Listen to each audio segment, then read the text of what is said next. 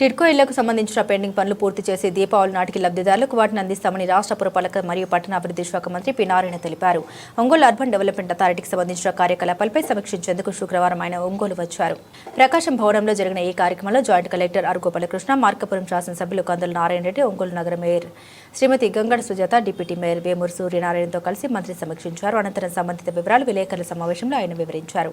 టిడ్కో ఇళ్లను 300, 365, 430 చదరపు అడుగుల విస్తీర్ణంగా 3 కేటగిరీలుగా చేపట్టినట్టు తెలిపారు. వీటిలో 365, 430 చదరపు అడుగుల ఇళ్లను ముందుగా పూర్తి చేసి దీపావళి నాటికి లబ్ధిదారులకు అందిస్తామని ప్రకటించారు. గత ప్రభుత్వంలో ఇల్లు ఇవ్వకపోగా లబ్ధిదారుల పేరుతో బ్యాంకు లోన్ రైజ్ చేసిందని, ఈ రుణం రీపేమెంట్ కాకపోవడం వల్ల బ్యాంకు ఖాతాలు ఎన్పీ అయ్యాయని, ఈ విషయాన్ని బ్యాంకర్లు రాష్ట్ర ప్రభుత్వం దృష్టికి తీసుకురావడంతో ముఖ్యమంత్రి ఆదేశాల మేరకు బ్యాంకర్లకు 140 కోట్లను చెల్లించామన్నారు. తద్వారా లబ్ధిదారులకు రుణాలు ఇచ్చేందుకు బ్యాంకర్లు ముందుకు వచ్చినట్లు మంత్రి తెలిపారు.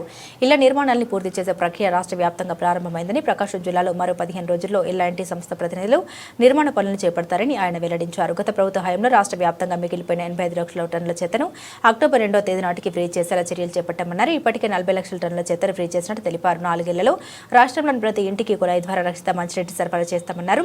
బోర్ల నుండి కాకుండా నదుల వంటి ఉపరితల నీటి వనరుల నుండి సరఫరా చేస్తామన్నారు. ఈ దిశగా టెండర్లు పిలిచినట్టు మంత్రి తెలిపారు. మున్సిపాలిటీలో తాగునీటితో పాటుగా పారిశుద్ధ్యం, రోడ్డు, డ్రైనేజీలు వంటి మౌలిక సదుపాయాల కల్పనకు తొలి ప్రాధాన్యమిస్తున్నట్టు తెలిపారు. ఒంగోలులో రోడ్డు విస్తరణ వల్ల నష్టపోయే వారికి టీడీఆర్ బాండ్స్ ఇస్తామని ప్రకటించారు.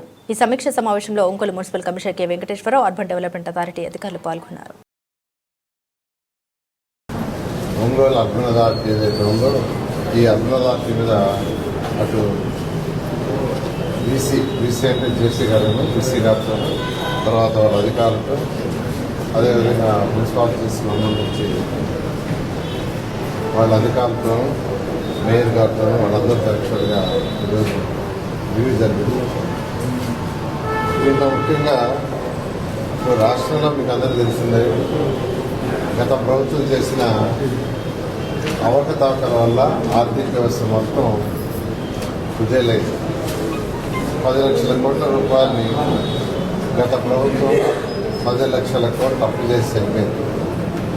దాన్ని తీర్చే బాధ్యత మళ్ళా ఈ ప్రభుత్వం మీద పడింది. ప్రభుత్వం అంటే మళ్ళా ప్రజలు కట్టే ట్యాక్సే. సో వచ్చే డబ్బులన్నీ యాక్చువల్గా ఏమవుతున్నాయంటే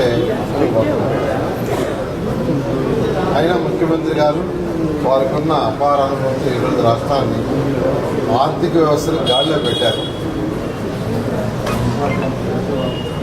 ఏదైతే సంక్షేమ పథకాలు ఎలక్షన్స్ ముందు మేనిఫెస్టోలో చేసి చెప్పారో ఒక్కొక్కటి తీరుస్తూ వస్తున్నారు. పెన్షన్స్ 3,000 నుంచి 4,000, వికలాంగులకు 6,000 చేయడం రాగానే ప్రభుత్వం చేసింది. అంతేకాదు 3 నెలలు అరేస్ ఇస్తామని మాకు చెప్పిన మాట తప్పకుండా మొదటి నెలలో 7,000 రూపాయలు ఇచ్చారు. అదేవిధంగా మహిళలకి 3 ఉచిత గ్యాస్ సిలిండర్లు ఇస్తారని చెప్పడం మాట తప్పకుండా ఇవ్వడం జరిగింది. అన్నా క్యాంటీన్స్ 200 అన్నా క్యాంటీన్స్ ఓపెన్ చేయడమే కాదు, రూరల్లో కూడా ప్రతి రూరల్లో కూడా ఒక అన్నా క్యాంటీన్ ఉండాలని ప్రతి ఎమ్మెల్యేకి ఒక అన్నా క్యాంటీన్ని 70 శాంక్షన్ చేశారు. ఎందుకంటే 2,25,000 మంది చక్కగా భోంచేస్తున్నారు రోజు కేవలం 5 రూపాయలకే. అలాంటి అన్నా క్యాంటీన్ గత ప్రభుత్వం మూసేసింది. ఎందుకు మూసేసిందో తెలియదు. మా మీద కోపంతో పేదలు, నిరుపేదలు కాడ పట్టుకుంటుంది. అయితే ప్రభుత్వం రాగానే ముఖ్యమంత్రి గారు మొదటి 100 రోజుల్లో ఓపెన్ చేయాలంటే 100 రోజులు ఓపెన్ చేశారు. తర్వాత తల్లికి వందనం కింద ఎంతమంది పిల్లలుంటే అంతమందికి ఇస్తామని మాట చెప్పి మొన్న 12వ తేదీ, ఈ నెల 12వ తేదీ స్కూల్స్ ఓపెన్ చేసే రోజు తల్లికి వందనం కింద 10,000 కోట్ల రూపాయలు యాక్చువల్గా డిస్కస్ చేయడం జరిగింది. ఇవన్నీ డబ్బులు లేవు. అయినా ముఖ్యమంత్రి గారు అపారంతో ఈరోజు ఎన్డీఏ గవర్నమెంట్ కేంద్రంతో మాట్లాడుతూ ఈరోజు రాష్ట్రాన్ని ముందుకు తీసుకొస్తున్నారు. అంతేకాకుండా ఆగస్టు 15వ తేదీ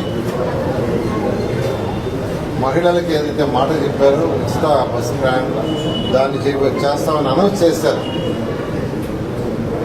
అంతేకాకుండా రైతు సోదరులకు ఏదైతే 20,000 రూపాయలు ఇస్తామన్నారో అందులో 6,000 రూపాయలు కేంద్ర ప్రభుత్వం, 14,000 రాష్ట్ర ప్రభుత్వం. వాళ్ళు ఇన్స్టాల్మెంట్ ఇచ్చినప్పుడు ఇచ్చేదానికి దానికి కూడా సిద్ధమయ్యారు. ఈ విధంగా మేనిఫెస్టోలో ఏదైతే చెప్పామో తూచా తప్పకుండా ప్రతి ఒక్కరి చేస్తూ మరొక పక్క